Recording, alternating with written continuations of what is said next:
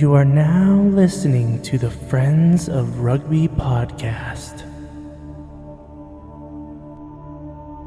Relax your anus. Balls. Thick thighs. Camille Shat. Where's his neck? Eddie Jones. You're fucked, mate. We're nice now. And we're recording. We're not doing a silence at the start. Oh, I forgot to do that. We can still do it. Hold on. No. Okay. We're getting right into this. Fuck. Hello, friends. Welcome Hello. to the Friends of Rugby. With improved microphones. With improved microphones. Yeah. We sound good, eh? We sound like smooth butter. We smell like smooth butter as well. Do we? I hope so. How are you feeling? Shit. Well, Why is that? I tore a muscle in my back. Well, I don't care about that. I was You wondering. fucking asked. I was wondering, fucking how do you asked. feel about rugby? You know? Oh. Yeah, I don't care about your health. Let me at all. continue this. I'm going to give you a metaphor. My back is like a metaphor for Welsh rugby, right? It's bad right now, but I know it'll get better. And that's how I feel about rugby and my back. How much painkillers are you on? Enough. Yeah. Enough? I'm cogent, but yeah, a little woozy. I feel great. Yeah, good for you. Yeah, nice haircut. Thank you. Yeah, I like that haircut. Yeah. Yeah. That's Also- a good fitting shirt as well. Thank you. Is it one? You know, there's like ads and it's like, is your t-shirt making you look fat? Is it one of those ones? I actually want to buy those shirts. It looks like one of those. Does it? It's like it fits in the right places, you know? Yeah. I feel thick. You doing good? Yeah, Good. because rugby was exciting this weekend, even though there was no Six Nations. It was exciting. Yeah. Yeah. Super Rugby's kind of announced itself. It did? Yeah. Yeah, we'll get into that. Yeah, we will. We will. Yeah, also these bye weeks that they have in Six Nations, Yeah. I think they need to go. I think one is enough, isn't it? One is enough. Yeah. I don't know why do we need two? There's probably some kind of rugby window / player welfare agreement going on, but it does feel stupid to me. There might be too much rugby in a year. Maybe? Maybe. I don't know. But I do agree. I think 1 week break is fine right in the middle. Yeah. Gives you a little It kills rest. the vibe. It kills the flow of the whole Yeah, tournament. the momentum, the fan momentum goes, doesn't it? It does. That's yeah. 100%. Yeah, I've lost, not enthusiasm. I always loved the tournament, but like we're not rolling into the penultimate weekend talking about what's going on as much, are we? No, I just want to go. Yeah, Yeah, yeah. one weekend off. Mm. Okay. I think rugby is unique because the international game is as big, if not bigger, than the club game, right? That's kind of unique in sports. Yeah. And I think they're kind of jostling for attention, aren't they? Mm-hmm. So, Well, yeah. you only watch club rugby for test rugby. I don't. Really? How dare you? How dare you? You do. Test? Yeah, I do, for I sure. mean, a lot of people do, but we'd call you a fair weather fan, you see. No. You- It's all about test rugby. It's the pinnacle of. It's the best part of rugby. It's what makes it makes. It's like starting with, it's like having dessert all the time, though, you know? Don't want it all the time. No, but you watch club rugby to watch your favorite internationals play, and you watch it to see who's the next up and comer for the international team. I think No. I think test rugby separates rugby from the other sports. No, I don't agree. Agree. I think the Gallagher Premiership has shown us one thing this year. And that's what. That club rugby can be amazing and competitive every It's- single game. It's good rugby. It's exciting rugby, but it's nowhere near as exciting as international rugby. I think because you don't come from a place where your town has a very big club, that it's. I'm not trying to be mean now. I was being mean earlier. Now I'm trying to say it's a Yeah. different kettle of fish if you're from a place where rugby is a big sport. You know, I if guess you could that's a go fair to, point. if you grow up with that, club rugby is more important. That's a fair point. But I don't. Not trying to take the piss out of. I appreciate every Canadian that likes rugby. I do. You think there's a guy out there that prefers club rugby over test rugby? Or in Canada. No. Oh, in the world, yeah, millions of them. Really? Yeah. They're like, I can't care for the World Cup. No, I don't think they don't care about it. I think they love that. I think that they enjoy the club game as much, or if not more, than internationals. That's crazy. Yeah, I think that's true. I'm surprised you don't think that's true, actually. I bet there's someone out there. Mm. Yeah, it's like if in North America where you've got these diehard fans at the games. It's like that, isn't it? But in North America, those leagues have killed any hope of international games. Yeah, and I think maybe you love the international game because you appreciate it because you don't get it here, do you? Like the NHL has the hockey players on lockdown. It's really sad that Connor McDavid, the NHL player, will never play for Canada, and he's like a once-in-a-generation talent. It's like if DuPont couldn't play for France. Yeah. It's mental. Mm-hmm. It's mental to me. Yeah. It's tragic. Like every summer after the NHL ends, there should be like a test series between, United States and Canada, like a best of 7 series. Yeah. Something, right? Yeah. Where the best play. Yeah. You don't get that. No, because the owners are just greedy fuckers, aren't they? Who don't want to risk their players. Yeah. Well, that won't happen in rugby. Don't worry. You're safe. That's what I'm worried about. It won't happen. I promise you. That always scares me. Yeah. I mean, it could veer towards that. It won't happen, though. Like if the MLR somehow just became like a Premier League and had all the money, and then they took all the players and they just wouldn't let anyone go. Yeah. Like, I guess France kind of does that. That's what I'm saying, yeah. Yeah. You picking that up? Yeah. Sorry, dog.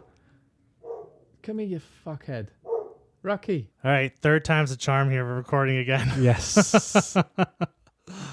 Yeah, Pacific Nations Cup.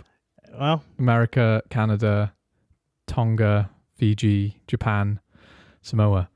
You excited? No. I hope I didn't miss anyone. I'm not that excited about it. Really? Why not? Eh. Okay, I'm not excited about it, but I am. I think this is exactly what North American rugby needs. Yeah. Regular. Hopefully people watch. They will. I'd watch that. I'm going to watch every game. Yeah.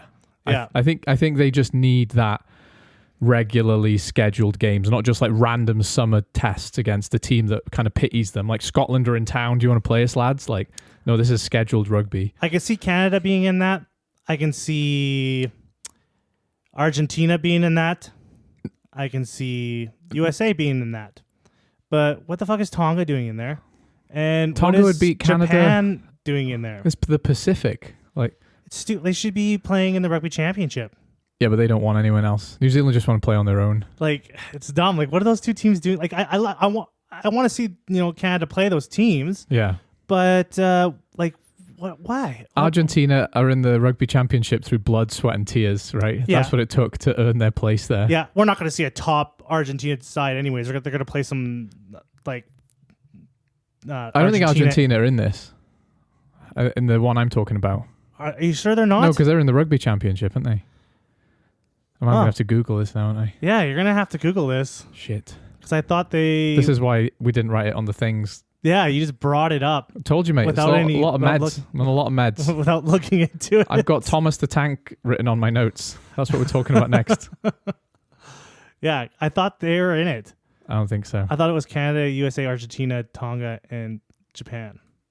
Samoa as well. Keep Googling it. You talk about the next thing. Put a pin in that. We'll come back Can't to even it. talk. I want you to... you didn't even bring up... Don't you have like a bunch of tabs open on your computer there? Yeah, but I opened the wrong internet browser. It's a disaster. Anyways. Yeah. If it should be a championship, it should be like a North and South America championship. And get rid of the faraway people. Yeah. Because Brazil and Chile, or Chile actually more importantly than Brazil, are kind of up and coming, right? Uruguay as well. Yeah. I don't know why I even mentioned Brazil. Yeah, because they should be like Brazil, Mexico, Yeah. Chile, Argentina, Uruguay. Yeah. Like they're not even in that? No. Because it's the Pacific nation. It's dumb. Chile's Pacific, I guess. It is kind of dumb now I think about it. It's kind of dumb. All right. Well, It doesn't make sense. Kind of just... I've just written Pacific nations into Google and Googled it, and now I have a list of countries that are in the Pacific. So that's how mentally competent I am right now. But I've got it right here. And? Samoa, Tonga, Fiji, Japan, Canada, USA. See, the countries that should be in the championship playing against Canada and USA. And you don't even want to get people started about Georgia not being in the Six Nations. So this is probably... Yeah, it just... I don't know. I don't like that. I think it's good, though. I think we should be playing the South American teams more. Yeah, we should. Yeah. Like especially you mean... Argentina. Like, why aren't we playing Argentina more? Like, who do you mean we? And like, it makes sense time zone-wise. Like, these two... Oh, Canada. Yeah, for Canada. Right. God damn it, Frank. You're fucked up today. You think you're Irish all the time, though. You can't blame me for thinking you... Like, that's the first time you've used Canada in a rugby sense and gone we. So, yeah, like... It's like, yeah, the time zones are so completely different, too. Yeah. Like they're just so far apart. It makes no fucking sense. It's just it doesn't make any sense. I'm not a fan of it. I was excited for regular fixtures for the USA and particularly Canada because they need them. Now you've mentioned that, though, it does make more sense that they regularly play other developing nations in their own time zones. Yeah, 100%. I think Argentina's only like a couple hours, like from where we live, like ahead of us or behind us. Like you're talking a matter of like 2 to 3 hours for all these nations. Yeah. Right. And then like I think when if we played in Japan or Japan plays here, there's like an 8-9 hour difference. As someone who's lived in Japan, it's about as far away from any other rugby thing as it's possible to be. Even Australia is not close. You know, I know it's a similar time zone. Yeah. But like anytime you play anything to do with Japan internationally, like it's a fucking ball ache logistically. So I don't know what they're doing in there. Well, they're a Pacific nation is the reason. Yeah, I don't know. It's just they could have came up with something better. And maybe I should have done some more research. Yeah. Which brings us to the next and exciting bit of news. And what's that? Wasps. The Wasps are coming to the URC. Confirmed. No, it's not. It's not confirmed at all. It's not confirmed at all. A Friends of Rugby exclusive. Yeah, that's right. On the show with us today, we have a Wasp, and he is going to tell us all about it. No, so a guy called... he's the chairman of Coventry Rugby, but I wasn't sure if that meant he's the chairman of Wasps, because Coventry Rugby is like the Coventry Rugby Club, which is, not Wasps Rugby. I don't know if it's the same guy, but on the Coventry Rugby chairman, John Sharp, has speculated that they would be better off in the URC. Slightly paraphrasing, but that's basically what he said. What do you think? Imagine that. It was going to blow this thing wide open. Yeah.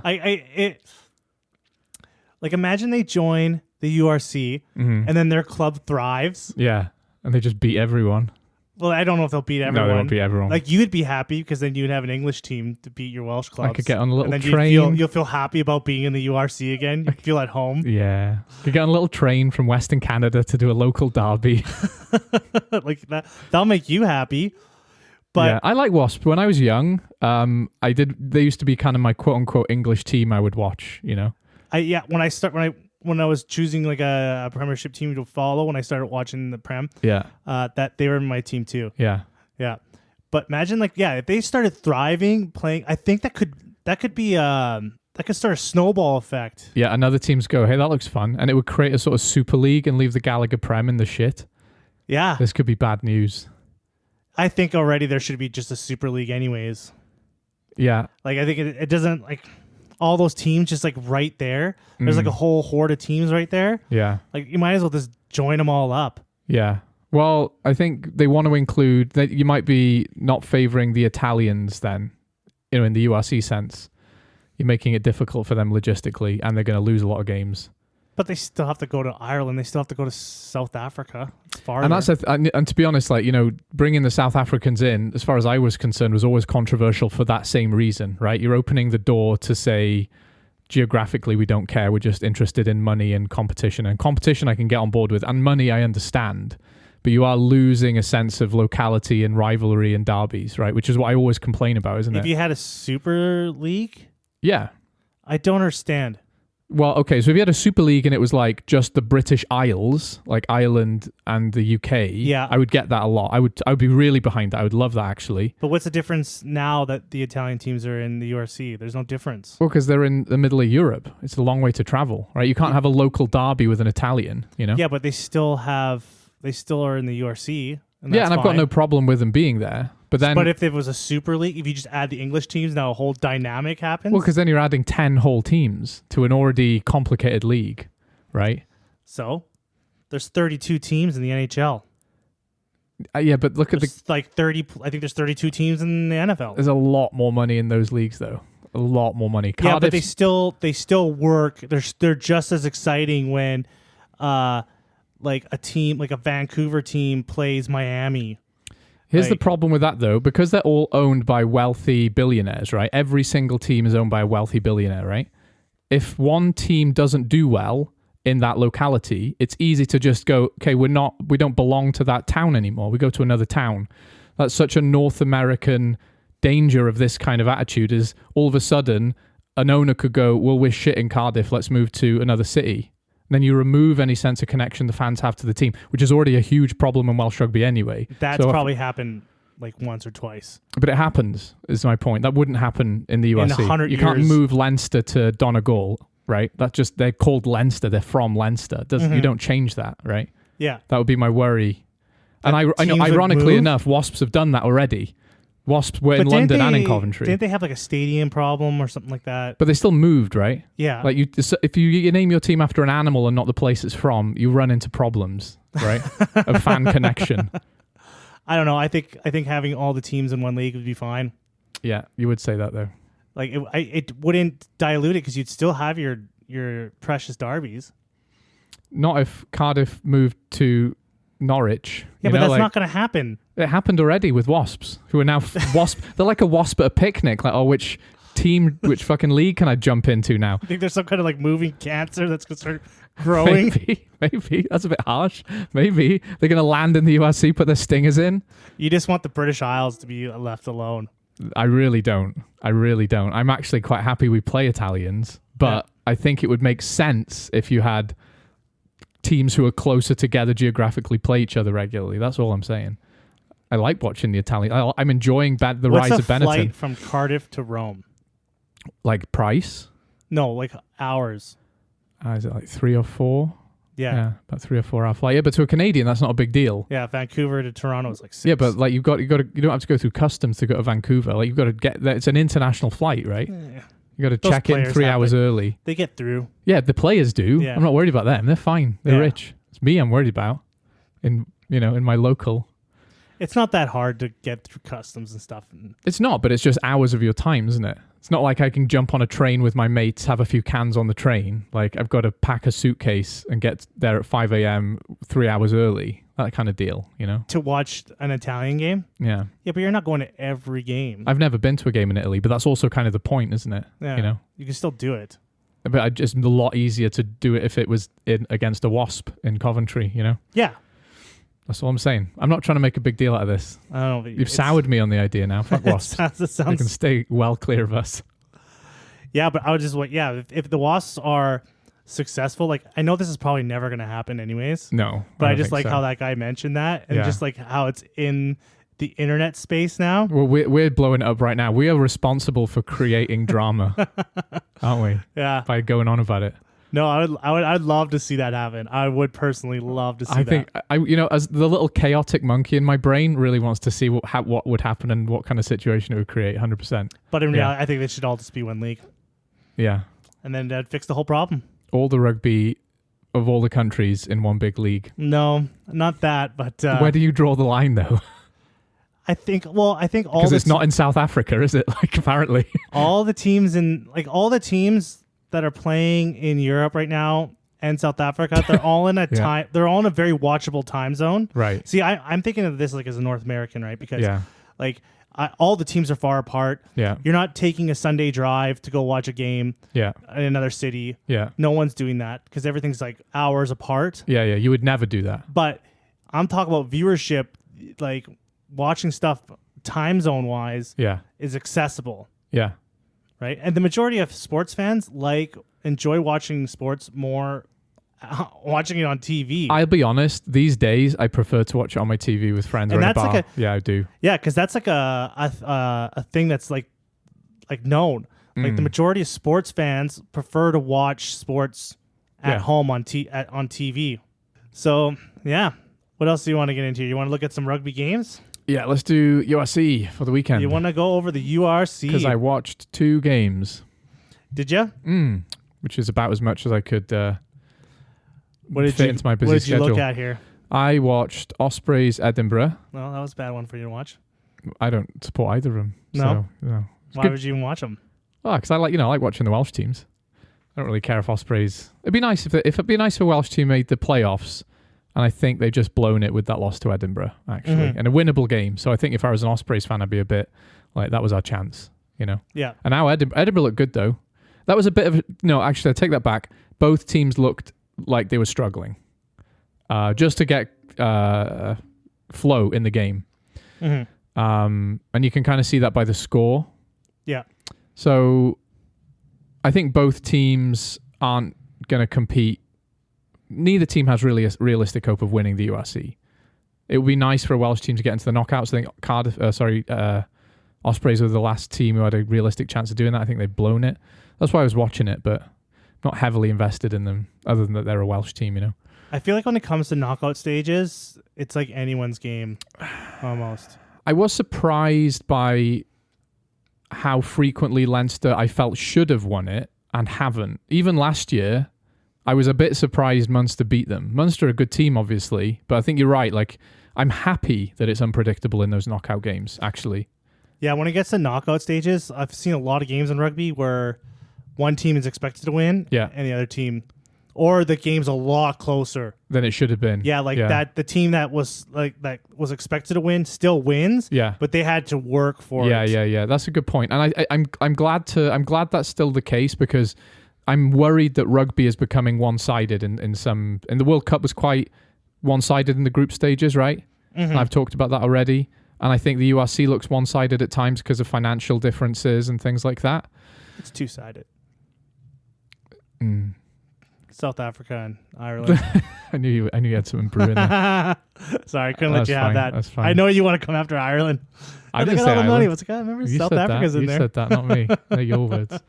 But no, it's a financial difference, though, right? Mm-hmm. Do you know what I mean? There has to be. Yeah. For those results to be as predictable as they are. And don't get me wrong, like the other team, like the Welsh teams, the Italian teams, we need to step up, not the other way around, right? Like the teams who are performing well, it's not their responsibility to be like, let's play a bit shit and give them a hand. No, I don't think that at all. But you can't deny that there's a massive discrepancy in finances there, which obviously is going to make some results one-sided. So I'm back to your point, though. Like, I'm happy to see that the knockout stages are still competitive, you know? Yeah, because right now I really like there's two teams like maybe that I'm looking at that could be like Leinster and the Bulls. Leinster and the Bulls are the favorites. Yeah. But it's still open. And Leinster have had some bad luck in the knockout stage in the last few years. Yeah. And like every competition they've been in. Yeah, they have. I think weirdly, now that you've kind of taken Johnny Sexton out of the mix and you've got such depth of quality in 10 at Leinster, it makes the problem a bit easier now, because it's not like you're saving Sexton for the important games. You just have a couple of good quality 10s who you know can perform in high-level games. Yeah. So now that it's kind of like taking the cork out a bit, right? Like all of a sudden now you've got all this quality just flowing through. And the other game I watched was Cardiff-Leinster. Really proud of Cardiff. Like they were in that game until 60 minutes. They were winning it, and then Leinster emptied the bench, and they were just the power games showed, right? And the fitness showed. Mm-hmm.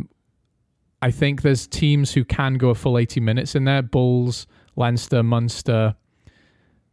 I think, and the other result I wanted to talk about was Stormers losing to the Bulls this weekend as well. That was a big game for me, because if you're going to pick a South African team who are going to potentially be in contention, it's Bulls or Stormers. Mm-hmm. And I think Bulls beating Stormers relatively easily. Yeah, 40-22. Yeah, that's a pretty good scoreline for them. No, it's not a hammering, but it's a convincing win. So I think I would say Leinster Bulls in the final still, you know? And I think that'll be a close game. Yeah, Leinster, Stormers, Munster, Leinster, all those teams. Yeah. Yeah. Maybe even Scarlets. They are shit this year, aren't they? I didn't watch any URC this weekend. Oh, why the fuck am I talking to you then? Because I was too busy watching Super Rugby. Tell me about that then. Man, these games this weekend were on fire. Speaking about being competitive, surprising. I was surprised by some results. Waratahs beating the Crusaders. That was I watched that game, and through the whole game, I just was expecting the Crusaders to make a comeback. Yeah, and I was like, "Oh, here it comes." Yeah, and then there was just an answer from the Tods. Yeah, and then I was like, Crusaders would do something. Oh, here it is. Here's the fold. Right, I had zero hope through the 80 minutes that they were going to sustain that.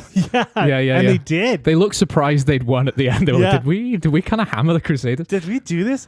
And that was because I was gonna, like, this weekend was definitive for me for Super Rugby, because if all the New Zealand teams just bashed Aussie teams. It's not worth watching. It's all not of a sudden, worth watching. It really isn't, is it? It's From not our worth point of view, watching no. right? Yeah. So it's just going to be like they might as well just kick them out, and then the New Zealand teams just play each other. 100% agree. Right? Yeah. So it wasn't worth watching. But the results, even with the Reds and the Hurricanes, they took them close, didn't they? Yeah, they did. That was a good game. It was. I was like, okay, so we got some competition here because that's what we really need. And Australia's in a rough place, isn't it? So it's really good for them to get some wins. Weirdly, the Rebels beat the Western Force as well.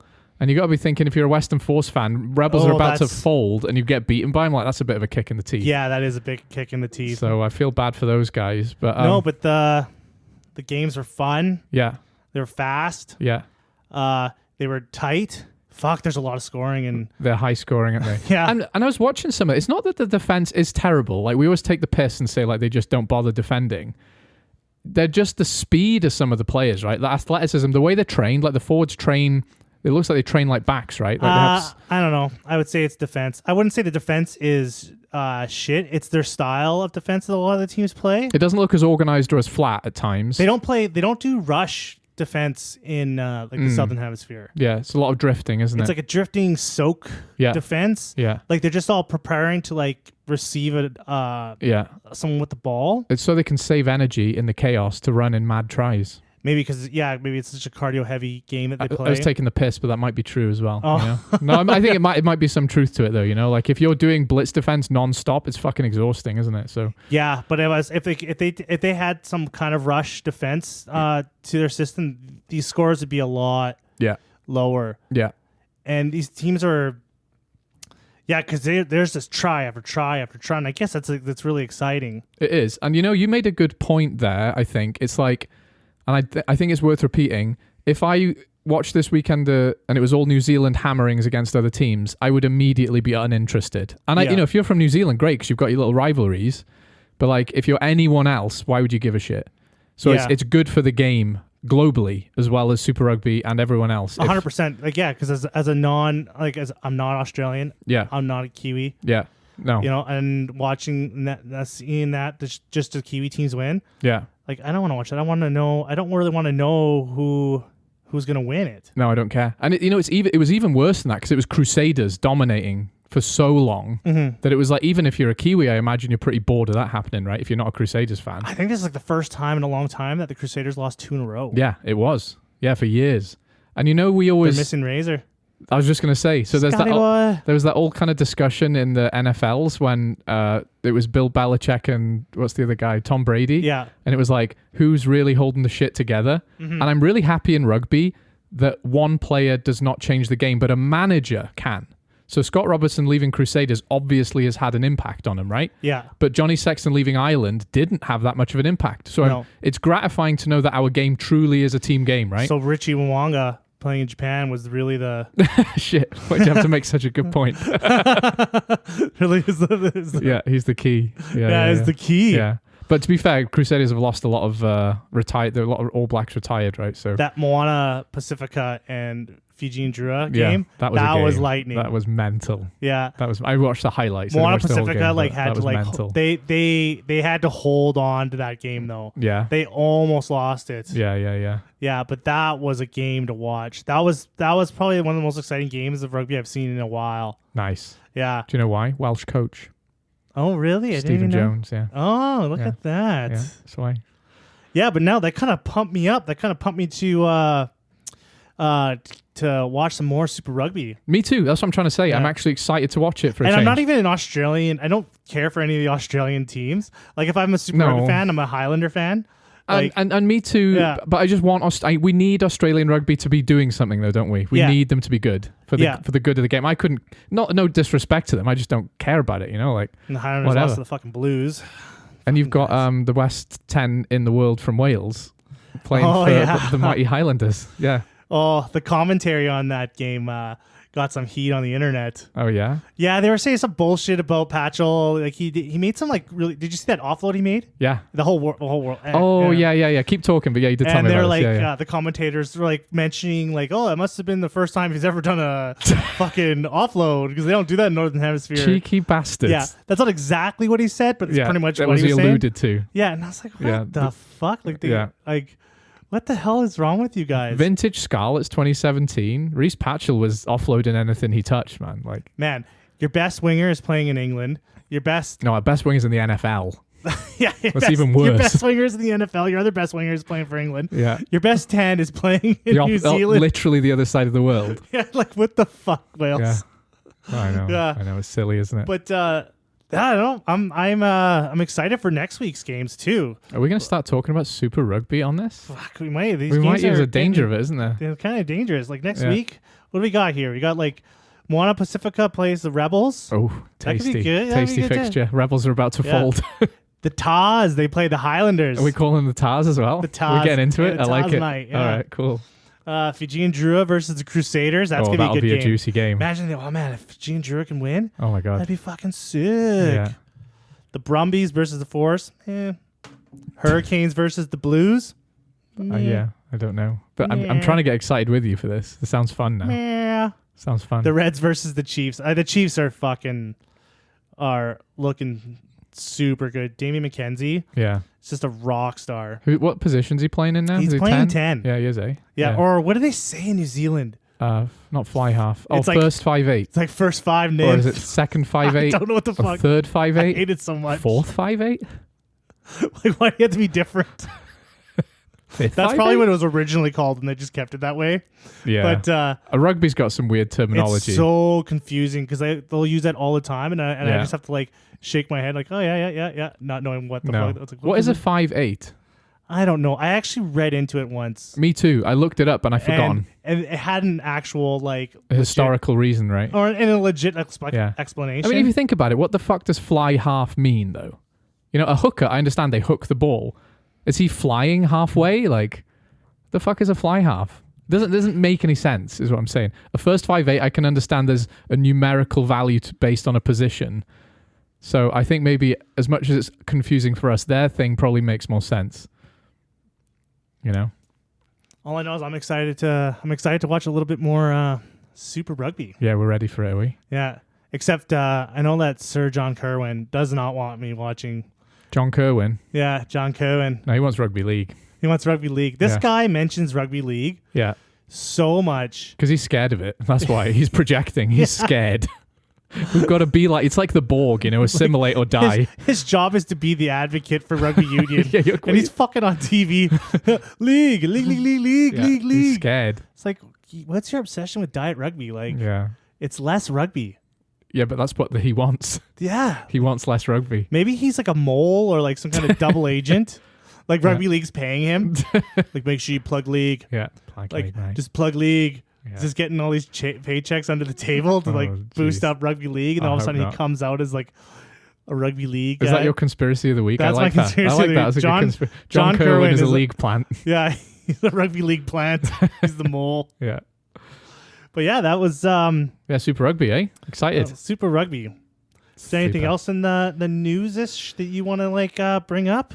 I'm tempted to mention Steve Hansen mouthing off about the TMO. But only if you want to, because I can keep that in the chamber of my anger gun if you don't want me to. I don't know. I don't get the debate about the TMO. What I want to say is this. I've said this before. The ball is in play for longer than it's ever been in rugby, in international rugby specifically. Why are we going on about stoppages and slowing and the flow of the game? This is as flowy as the game's ever been. And people still have some problem with the game stopping. You want players to play 80 non-stop minutes of rugby? Someone's going to die on the field. Let them have a breather before a scrum, for fuck's sake. That's all I got to say. It's also the most dynamic sport in the world. Yeah, you could go from sprinting to suddenly wrestling a guy. Yeah. You know? Like I can't think of any other sport that's as exciting as rugby. You do literally everything your body is capable of doing in 80 minutes, right? Like what's another team sport that like doesn't stop, that, goes on and on like rugby? Soccer. But they don't wrestle each other. They don't fucking fight each other. No. And I'm not saying that's not a brutal contact sport at times. It's 90 minutes. It's 90 minutes. And they play more regularly, like but you're not tackling people. 90 minutes and the score 0-0.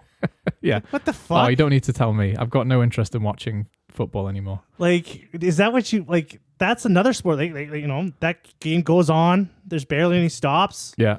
And when it does stop, it's minimal. Yeah. It's minimal. And it's not a fair comparison, though, is it? Like that's not the same. The dynamics in rugby, there's so much going on. There's so much action. Like, come on, just appreciate Steve Hansen. You need to appreciate rugby more. That's what he needs to do.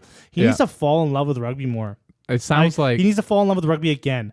That's what he has to do. He has to do the fucking take it out for dinner, renew his vows. What's the coach's name from the Mighty Ducks? I didn't watch that movie. You've never seen the Mighty Ducks? I've heard of it. Okay, well, in every single Mighty Ducks movie, Coach Bombay, that's his name. Okay. He like has some kind of like personal like issue peril, and then you know what he does to get over it? What? He like goes alone into the ice rink, puts his skates on, grabs a hockey stick, and he starts skating and moving the puck around with the stick, and then he falls in love with the game. Yeah. Like that's what he needs to do. He needs to grab a ball.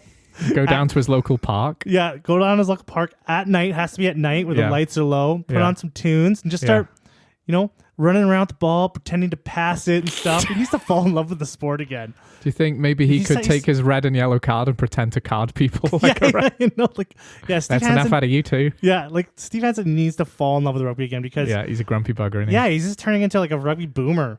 I feel like that's the same vibe with John Cohen as well. Like, there's a few in the New Zealand media who just seem pissed off all the time. Like, love the game more. Yeah. No, right? I like it. And I think that's what I'm saying. Like, if Super Rugby is going to be competitive this season, that fixes all your problems. You've got a great product. Yeah. Right? Because it's really attractive rugby. And it's okay to love different styles of rugby. Except league. No, I'm not talking about like league. I'm talking about different styles of play within rugby. Like, you know how like Northern Hemisphere has that like chess match more, like foggy attritional rain, rugby, rolling around in the mud. Yeah, that's fine. I love that. Oh, me too. You know, and then like Super Rugby has that like Harlem Globetrotters, like throwing the ball around, juggling in the middle of the field, and stuff like that. Like that's awesome too. And if one was better than the other, New Zealand would win every World Cup. They don't. No. So obviously there are different legitimate styles to play this game, right? And I think what like also, because I know the Southern Hemisphere, like especially like just New Zealand fans, they give the Northern Hemisphere a lot of shtick before their attritional play. Yeah. But they don't understand that the reason why the Northern Hemisphere plays this way is because of New Zealand. No, it's because the weather's shit. No. It's because the weather's shit. Like their defensive, like how they're such a defensive heavy system in the Northern Hemisphere. Yeah. They developed that to try to beat the All Blacks. And it's really rainy. Because they're never going to be as offensively good. And it's hard to catch ball when it's raining. No. That's why. It's not because of the rain. It's literally why. No, it's bullshit. It's because of the All Blacks. I'm going to have to strongly agree to disagree with you here because it's the weather. Fucking rains in New Zealand too, and they're fucking juggling balls all over the place. Yeah, but it's not like... It rains a lot. I live there. It's not like that. It's not... It rains a lot. I bet it does. I bet it rains a lot. But, it's not Galway where it's just sideways rain. You live all day, in Wellington, it's basically like, they're called the hurricanes for a reason. It's basically living in a fucking wind tunnel. They're throwing around balls and catching them. Yeah. But they also play a lot more as well. Like, it's their sport, isn't it? You come out the womb and the rugby ball's thrown at your head. If you don't catch it, they throw you in the sea. Mm-hmm. Like Spartan babies.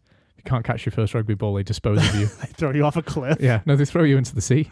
They just throw you right into the sea. Yeah. But yeah, that's... That's my take on Steve Hansen. Steve Hansen, fall in love with rugby again. I like that. Yeah. I agree. And they didn't fucking... Northern Hemisphere style is not based on the rain. And we play in the winter as well. It's a winter sport. So does fucking New Zealand. Do they? It gets cold there too. No. It's yes, tropical it does. paradise. I was fucking freezing in Dunedin. It's fucking cold. I've seen the Maoris. They're wearing not a lot of clothes. It looks boiling. It looks lovely weather. They're living in like the North Island or something like that. Those are the ones you see. The other ones are they're bundled up. Okay. Like, yeah, it's cold there too. All right, fair enough. I fucking know. All right. Well, I know Northern Hemisphere rugby because that's where I'm from. So, it's rainy. Should we talk about some Northern Hemisphere rugby? Yes. We're predicting. Let's do some predicting. All right. This hellish podcast that we're trying to get through today. It's the meds. I got sorry. you all fucked up on meds. Yeah. Got the dog going all fucking crazy. Got Where the computers. Like the computers are fucking. Your computer's not happy either, is it? No, it's fucking doing. I feel bad. You came here in your fit t-shirt and your new haircut, ready to rock, and I've just got this wild dog and I'm dying. Yeah. What the fuck? Anyways, let's go over the first game here. Okay. Italy versus Scotland in the Stadio Olimpico. Yes. Yeah. How do you think this game's gonna go? I think Scotland are going to win. It's my prediction. Think so? Here's how it's going to go, though. I think Scotland are going to build up a little bit of an early lead. They've come out the blocks firing in most of their games. Mm-hmm. Actually, all their games. No, maybe not against England. Point is, they start well. I think they know because they've got a good strong backline who can punch holes pretty quickly. So I think they'll get a couple scores, and I think Italy will fight back a bit, much to everyone's surprise. I think they'll maybe get a try or two, and I just think they won't have enough gas to stay in the fight. And I think Scotland have just got such weapons. Like, as soon as Duhan gets the ball and a few people are tired, he's getting a hat-trick or something. So Scotland will win, but I think Italy will make a good account of themselves. Yeah, I think this is going to be one of those first half games for Italy. Yeah. Like, they're going to have a good first half. Yeah. But Scotland's offense is just... It's incredible, isn't it? Yeah, their attack is great. And this is not a good team for Italy to play against. No. Which is why I'm worried about playing them in the last round. They've been really good with when they played England and France because their attack is kind of messy right now. It's not really flowing right. So Italy were able to take advantage of that. And Italy can withstand physicality now for a good amount of time, right? They didn't used to be able to do that. They can hold off against a good blitz defense. And they can defend reasonably well. I also think that Scotland might leak a few tries too. I do. I think Italy are going to put some points on the board in this one too. Me too, 100%. Yeah, I can see them scoring a couple tries. Because their attack looks great. They have a problem finishing. Yeah. And once they get really going, they have a tendency to fuck up too. Yeah. But they are going to put some stuff on the ball. You know what? I'm kind of convinced myself maybe this is going to be a high scoring, close game. I think it's going to be. I don't think it's ever going to be a hammering. I think Italy are going to be in the game for at least 60 minutes. Yeah, Scotland also don't care because they already won their game in the Six Nations. No, so they're going to go back. They're going to go back to that. I mean, there's a danger of that of Scotland imploding now because they put all their emotional energy into their obligatory England beating. Looks like they already played the final. Gatlin's going to predict this. But I think I'm excited. This is an Italy game I want to watch, which I don't say often. And it's not because Scotland aren't as good as other teams in this tournament, i.e. Ireland. I just think there's enough attack in Italy and there's enough style in Scotland for this to be an exciting game. Yeah, I agree. So yeah, and let's watch it. And then let's watch Duhan score some more tries. He's a fucking weapon, isn't he? And then watch the English pundits cry about him. Yeah. The eligibility rules are totally... He's like, shut up.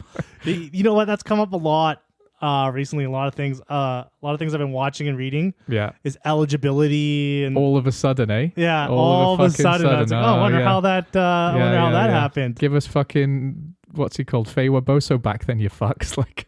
Yeah. There's also a lot of debate, people talking about if Duhan would make the Springboks. I think, did we talk about that, or am I just fucked in the head? I think we touched on it last week a little bit. I think I said because you got someone like Colby and Kurt Leandrisse, who are well-established, incredible players. We know Duhan's amazing, but it's there's just no room for him, right? Well, people were like, would he make the Springboks? People are like, no, never. He's not good enough. And then people were like, he's good enough. Yes, he's good enough. I 100% agree that he's good enough too. It's just a different style, isn't it? Would he actually make the Springboks? I don't know. Maybe. I really think it depends on what the coaches want. That's right. And the system that they're playing. That's right. It's not a talent or skill issue, is it? It's a style of play issue. Yeah, if he was going to fit the system that they wanted to play, 100% he'd be a Springbok. And he's not one of those players I hate to throw Nick Tompkins under the bus, but I'm going to use Nick Tompkins as an example. He always plays like a wild lunatic, even when he's supposed to be playing it with a bit more form. Mm-hmm. And Duhan can play to the structures of the game. He just happens to be amazing in open play. Right? I've not seen a game where he does something stupid like running it from his own 22 when it's not on. Right? He's not a stupid player, but he knows what he's capable of and he can score from anywhere. So he could fit in with any coach's system as far as I could see. There's some players that that are on in Six Nations teams that are playing that are from other countries. I don't think would make their own national side. I don't think Bundyaki would be an All Black. I don't think he fits. His style of play doesn't fit with the All Black style. It's hard to say because it's almost like Bundiaki's getting better as he's getting older. He's good. Which is something you don't always say about centers. He's a good player. He's a great player. Yeah, he wasn't always as good as he is now, though. I just think what the All Blacks want in a center... Yeah. It's someone more like Ioane, right? Yeah, because Aki's really great defensively. Yeah. Attack wise, he's great too. He's good, but in a different way though, right? Because he can crash and offload, but he's not necessarily picking the ball up in open play and jumping through a hole, right? Like even his offload game is not as great as like Sonny Bill or something. Yeah, something that they would want. Yeah, right. So I don't think he would make an All Black. Now James Lowe, on the other hand, 2 years ago, 3 years ago, no way. But like he does a lot. And I 100% believe like if he was to grow like he's grown in Ireland in Super Rugby, he would probably have an All Black cap. I think it's difficult to say because the way Ireland play has allowed him to flourish in that way. If he just stayed in New Zealand, I don't think he would have become that player because New Zealand don't play like Ireland play.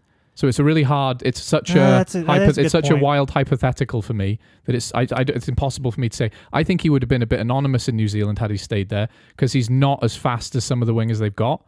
But what he does is not what New Zealand are always looking for. He can turn up at the breakdown and win a breakdown. He's got a hell of a boot for a winger. Yeah. Right.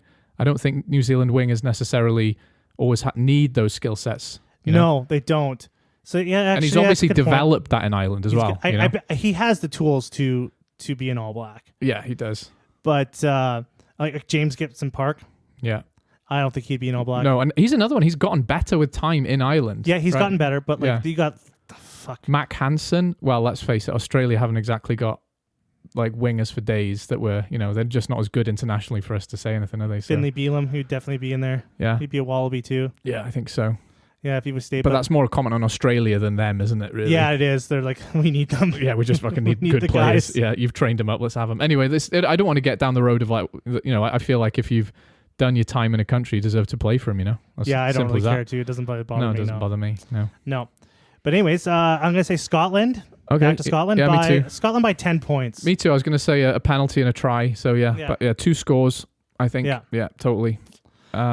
England and Ireland. Oh, I can't wait for this game. In HQ in Twickers. I think the world thinks that Ireland are going to fucking stomp England. Oh, do they? Okay. Yeah. No, I think they are. Yeah. Yeah, I think that's true. So the thing about England, you can't bully England. They invented bullying. Yeah. And they rarely ever get, like, you can't really out-muscle? You can't really out-muscle them either. Yeah. They don't really ever get out-muscle. What you can do is mentally destroy them. You can. Yes. They're a mentally weak team. That's what they are. They have been for a while. Physically strong. Yeah. They're, you can't bully them. They lack a plan B is what you're saying, isn't it? Yeah. And they've historically lacked a plan B. Once you throw them off their game plan. Yeah.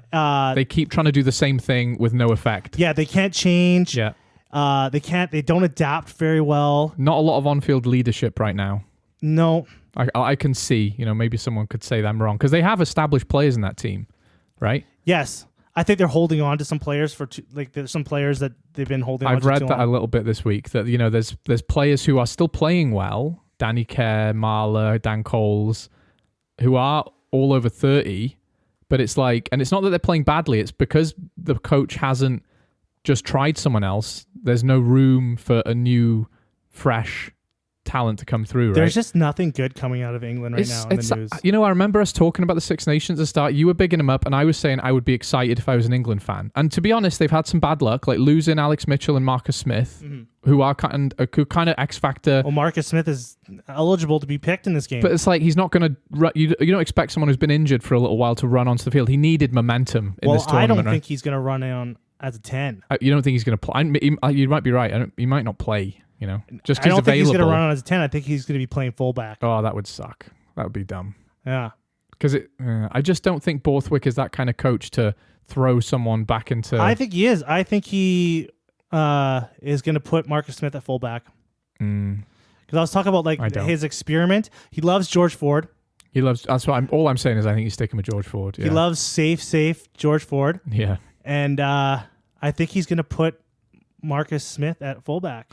And I think the way England will beat Ireland, the thing that people are talking about is what are England trying to do? The thing I think they're trying to do is what South Africa did.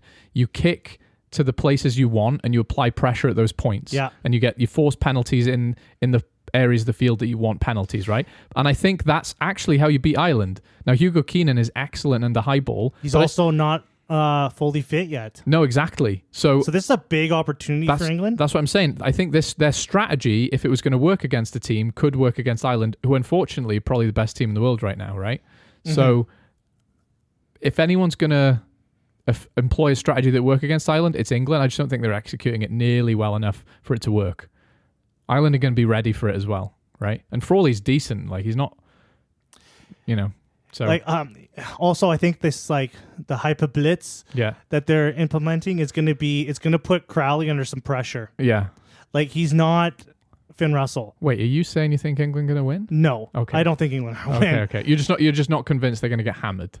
I'm not convinced they're going to get hammered. Yeah. I'm also not convinced that they're going to win.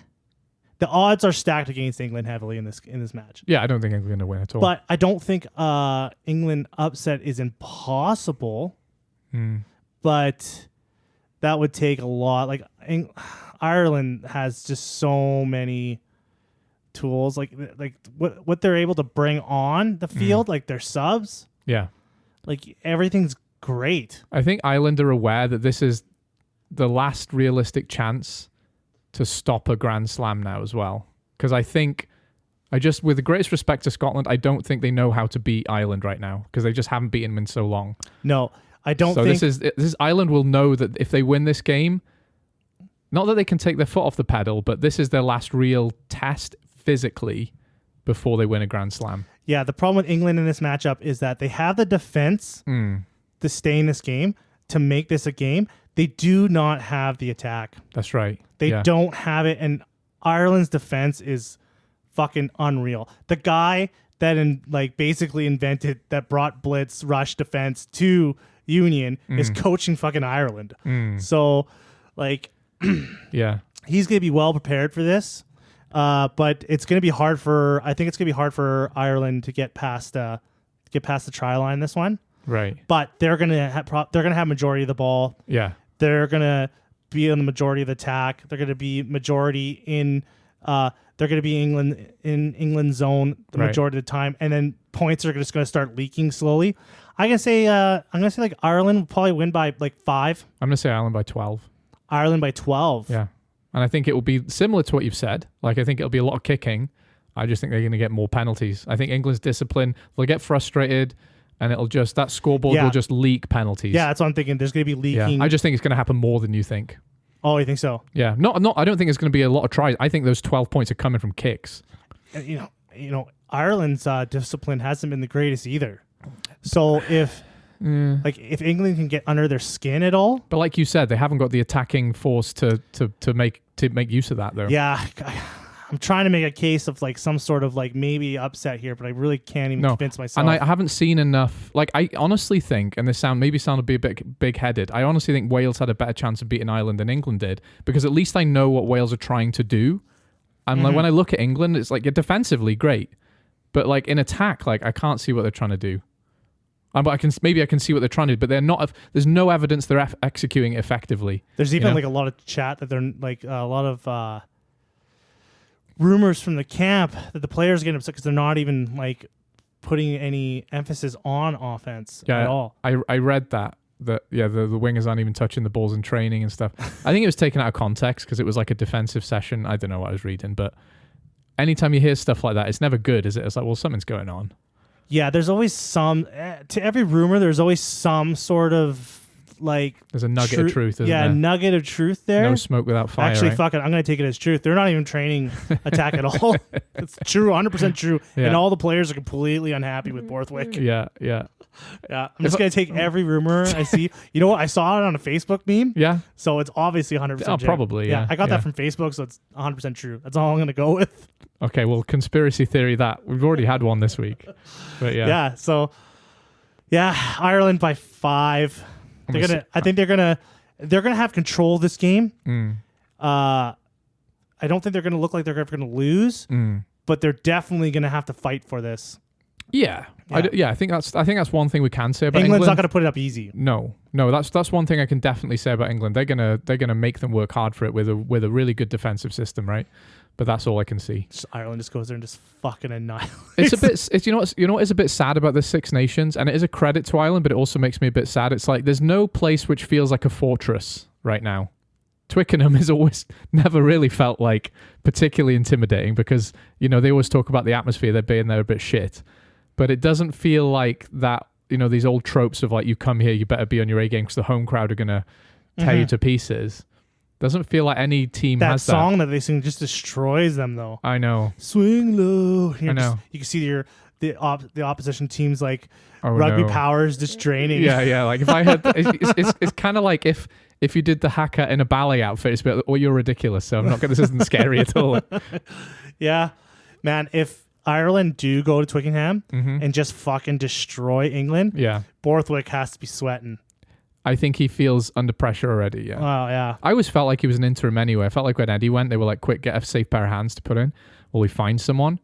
And because he nearly beat South Africa in the World Cup, they were like, oh, let's keep him a bit longer. I think he doesn't know his team, it feels like. It feels like he doesn't know who his best players are. Yeah, I don't want to speculate. Not because I love speculating. I just don't have enough evidence. His job is to put the best players on the field. And I feel like he's not doing that. I feel like everyone in the world is like yelling at him to make certain changes. And maybe he feels like he doesn't want to make changes because he wants to, like, you know, continue continuity to find out if his plan is going to work. Yeah. Right? And I don't know. Like, your job is to figure out your best team. And I feel like he just doesn't know that. And he doesn't even experiment enough to find out, does he? It's like he's still picking Elliot Daly, who he's fine, but surely there's better. And you're like, the back line feels... There's Zach Mercer as well, and I'm rambling now, but like, there's so many players who I immediately go like, why aren't they playing for England? You know, like, so anyway, whatever. Yeah. I like Ben Earl. He's fun. Ben Earl. And there was talk about him moving to centre or something. I think that was that guy, wasn't it? Who everyone takes the piss out of. Oh, who's that English? What's his name? Stuart Barnes, was it? No, not Stuart Barnes. That's the ref. Oh yeah, no, it's Wayne Barnes. Wayne Barnes. No, I think it's Stuart Barnes. I think it's also Barnes.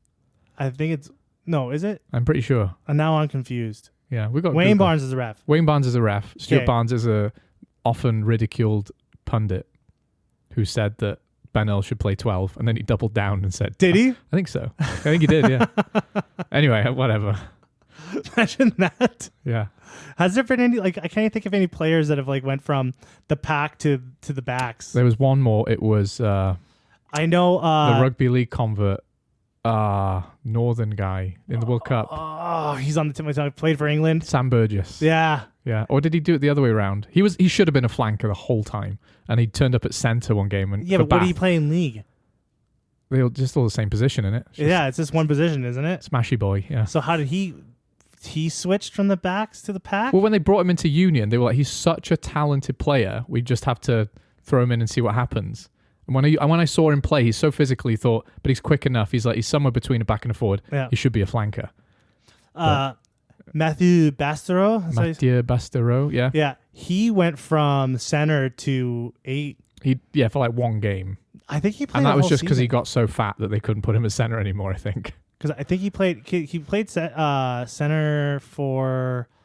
Oh, fuck, I forget the team plays. And then when he went to the MLR, he stayed... he stayed in the back row, did he? Yeah, he stayed playing at 8. I think he played Toulon, didn't he? Before he went to... Yeah, but then he left. Oh. And then when he left Toulon, they made him the play in the pack. He was playing at 8. And then we went to MLR, he was still playing at 8. He was a big boy, though. Whatever he played at centre, and even at his prime, I was like, that's a big fucking centre. Yeah. I was surprised. I thought he was a prop. Yeah. It's fast for a prop, this guy. Yeah. So, I don't know. Ireland by 12. Ireland by 12. Ireland by 5. Okay, the game that no one really wants to watch. How dare you? How dare you insult us? Wales versus France. This is the game I'm most excited for. At the for Principality. no particular reason. Oh, yeah? And we could still probably lose this. In fact, we still probably will lose this. But I want to know what do you think? I think the weird thing about this Six Nations is we've just got so much time and patience for this team because they do feel like a graduated high school team, right? Mm-hmm. And because they're showing sprouts every week, it's like, you keep going. We love you anyway. We love you. So I've never had this much patience for this much losses in my life. And I've still got patience. We could lose this game. And as long as there's progress and those youngsters are still working their little hearts out, Rio Dyer's all over the field. Cam Winnett hasn't dropped a single ball. I've still got time for it. So I'm excited for this game for that reason. France should have the quality to beat us. France have not been showing up, which is strange. There's obviously reasons for it. And we bitched about Galtier last week. Like, there's not a happy French camp. But they've still got incredible talent and depth. Similar to Ireland. And it's actually surprising that they're not performing. So I'm going to say... I'm going to say Wales because I'm Welsh. You know, really, but only because I'm Welsh. If I was sensible, I'd probably say France, but I'm not. You know, so I'm going to say Wales by a controversial score. I'm going to say maybe there's going to be a red card by France because they're getting a bit sloppy of like the French team of old. Yeah, and I think it's going to be another jam slam style win for Wales. Well, what I'm thinking here is France right now is a wounded animal. Yeah, right. This is if Wales are going to win a game. Yeah. In the Six Nations, this is a game that they can win. And if we end the tournament by beating France and Italy, I'll be a lot happier than if we just beat Italy. Oh, if you guys beat France on Sunday, Wales are going to act like they won the World Cup. Andy Powell's going to be caught at 4 a.m. in a buggy by a Burger King. Yeah, it's that feeling all over again, right? Yeah, it's like this is a match. Yeah, if there's going to be a match to win, this is it. They have been playing better and better and better every game. France look like shit. They do. They're missing a ton of players. They are, to be fair to them. The morale is low. They are. This is time for Wales to strike. We really can't figure out 10, and I really don't want to see Elias throwing a line-out ball, which is why Elliot Deesh will start. Yeah, Wales have to do something about 10. It's like you guys got to stop picking a 10 that looked like it came out. Who else are you going to pick? Like your 10. Who else is there? Costello looks like he came out of a Harry Potter book. He probably did. That's how Ewan Lloyd. He looks like and Ewan Lloyd. They look like fucking Harry Potter characters. They look like kids because they're fucking kids. Yeah. Right? They look like children because they're actually children. Fucking Jack Crowley's kid. Look manly. He looks. he's pretty manly man. We can't all have gorgeous Southern Irish. These guys look like right? they're fucking like out of a Harry And Potter. even if you didn't have Jack Crowley, you've got 4 or 5 other very good hair. 10s, right? What's up with their hair? Have you seen the way Ewan Lloyd puts his socks on? They're like kind of like hanging off like they're a size too big. That's why we've got love for them though. They're just little boys. They're ready to play rugby. But the thing, okay, so you're saying, why are you picking Costello? Who else is there, though?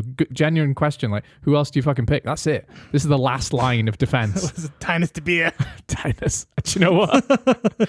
Some fucking Metallica starts playing and he runs out the tunnel. I'd watch that. Legit, if he was actually playing, it'd probably be a different Six Nations. He's been good, eh? He's been fucking what good. What a fucking Python-armed legend. Like, yeah. Fucking big time for Tinus. Yeah. Yeah, but what am I going to say of this game? I feel like... In the Principality. Sorry, I'm going to wash my mouth out. The Millennium Stadium. I kind of believe. I think this is the time. Time to believe. I think it's the time to believe. Hype. I'm going to say Wales by 26 points. By 30. Oh, man, yes. That'd be awesome. Yes. They just destroy France. Yeah. I'm going to say Wales by a score like 10. Yeah. Whoa. Oh, wow. You're more Welsh than I was. Yeah. Nice. I think Wales can win this. Fuck yeah. Let's go. I'm fucking pumped. I think Wales might get an early lead. Yeah. That might damper the French spirits a lot. And then France will have a purple patch where we look like we're about to get hammered. Yeah. And then Tinus de Pere runs on with a steel chair. Comes out of nowhere. Yeah. Surprise, motherfuckers, I'm here. You thought I was South African? You were wrong. I'm Welsh now. Fuck yeah. Yeah, I'm going to say Wales are going to win this. Okay. I believe. Me too. I genuinely believe now. Yeah. I've hyped myself up. I've got tingles. Let's fucking go. Gatlin has gaslit me enough. Yes. And he has hypnotized me enough. Yes. And I think Wales are going to do a job on the French. they're going to do a job on the French. In the Millennium Stadium. And then lose to Italy. You know what? I'd take it. Whatever. I don't give a fuck. I wouldn't give a fuck at that point. I'll still be hammered drunk from that game. Okay, one thing I will say on a more serious note, if we win that game, imagine the confidence it gives to those youngsters like Dav Jenkins, Costello, win it. All those kids who need a win to believe they can win. That gives it them, right? And they go, okay, fuck, we can do this. And then next year looks a lot different all of a sudden, you know? But for them to get this win, though, every single one of those motherfuckers has to play 110% for 80 minutes. But this is the best thing about being Welsh. We always do. We just don't have the depth or the quality or the talent to do it and win. Well, not when he played Ireland, but, you know. No, they played their asses off. Like, I thought they did. I thought they did. We just look a bit clueless in attack. Like, people don't put a Welsh jersey on and not play 110%. Their decision-making, too, has to be better because, like... Yeah, but that's a 10 issue, right? That's what I'm worried about. It's the 10. And I think Costello plays hard. He's just... He's a child. It's time to rise up from the ashes, Wales. Like the Dragon Phoenix? I don't fucking know. Yeah. Anyway, I'm excited.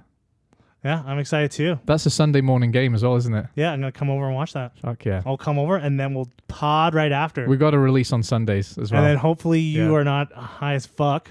I'll be better by then. You better be better. Like Wales, my team, I will be better by then. I'll even wear a Welsh jersey. Do you have one? Yeah, I got 2. Oh, nice. Yeah. Okay, just don't wear the French one. You're not coming in if you wear the French one. I should wear it, actually. You're not coming in. I'm not What? joking. No, not in my What? house. No. Not when Wales are playing France. No. Come on. No, wear the fucking It's not an England jersey. It's not the point. I'm going to come in an England jersey. No, but not giving me bad vibes on the day of my team's resurrection from the ashes. I don't even own an English jersey anyways. No, you better not. No, I've had opportunities to buy one, and I'm just like, yeah, I don't want to be seen. Like a USA jersey. It's fine. That's how I feel is like buying a USA jersey. What's the point? Like, yeah. What are you saying about yourself if you're not English and you're wearing an English jersey? Like, you had a lobotomy at some point in your life. Like, that's what it says to me. You know. Even though I know like that the English team through and through. Yeah. I watched the Prem. I've got big time for English rugby. Games. Yeah. I'm just never doing that. Oh, I love English people. Great. Yeah. Yeah. Me too. When I was in England last year, I had a great time. Exactly. Lovely people. Just not wearing your shirt. Well, we managed to scrape by through this podcast. Hey, yeah. You know what? You're fucking welcome. Should we release it? I hope so. That's like all the energy I had for about a week. Fucking scrape by this. Yeah. Well, everyone, if you have any complaints, you can email us at the Friends of Rugby Pod at gmail.com. The date is March 4th.